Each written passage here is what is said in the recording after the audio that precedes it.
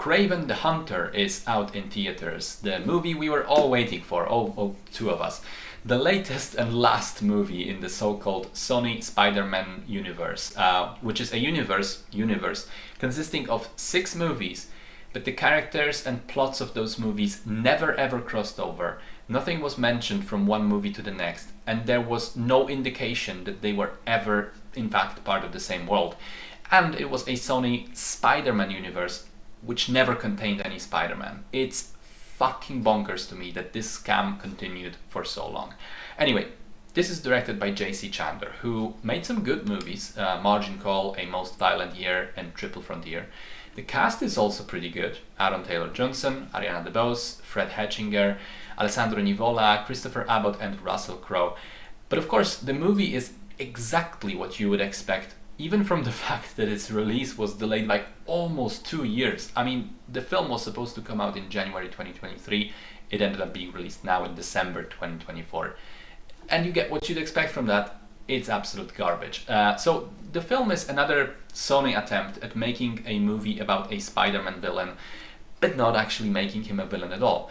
Kraven in the comic books is a crazy hunter guy, obsessed with hunting dangerous and exotic animals, including, because he's fucked up, Spider-Man. Kraven in the film is a son of a gangster who gets his superpowers from a magical serum applied by a random girl that just happened to be close by when he got mauled by a lion, who then hurts not one animal throughout the entire movie, instead hunting down bad guys for reasons pretty much unknown. Well, you know, his dad is a gangster and he doesn't want to be one, so he becomes a vigilante instead. But then another superpowered dude, the Rhino, threatens his brother, so he fights him. The end. Look, the plot is absolute dumpster fire. So is the dialogue, so are the performances, so is the editing, the CGI, the action sequences, stunts, cinematography. It's a bad movie. Worse still, it's very lifeless. I mean, say what you will about Venom, Tom Hardy is having fun in those movies, and there is some life in them. Or, you know, Madam Web. It was at least fun to see Dakota Johnson clearly realizing what a shit movie she is in.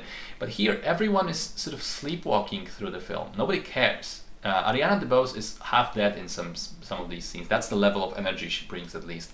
Some of the line readings from her, but also from others, made me just sit up and go, excuse me, what? What did you just say? And how did you say it? I'm pretty convinced that a lot of it was bad ADR, and I wouldn't be surprised, and I'm serious here, I wouldn't be surprised if AI was used to create or modify some of those voice lines, because I cannot believe a real human being, and a professional actor at that, can have intonation this horrible. Alessandro Nivola is the only one who is acting properly unhinged and just chewing the scenery. And I'll admit, there's like a total of 2 minutes of action sequences in here of Aaron Taylor-Johnson running on all fours, jumping off walls and murdering fools in brutal ways. But it gets lost in this hacked up, terribly edited piece of shit. I mean, I almost forgot to mention, but the movie starts with an interesting action set piece, and then it jumps into a flashback which explains Kraven's sort of youth, and it contains bad young actors, bad green screens, and bad dialogue. And this flashback is 30 minutes long. I am not joking. Half an hour. I mean, it's a mess. Christopher Abbott is in here as well for some strange reason. He plays another villain called the Foreigner, I think, and he sort of hypnotizes people, or he's a speedster. I don't know. No, he doesn't even care he's in this. None of the other people seem to care that he's in a scene with them. It's a mess. The best thing about this film is that it is officially the last entry in this godforsaken excuse for a cinematic universe. I myself am in awe that Sony managed to trick people for so long into going to see these movies.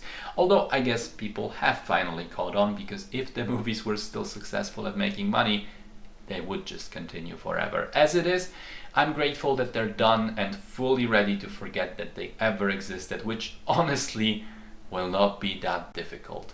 Good riddance.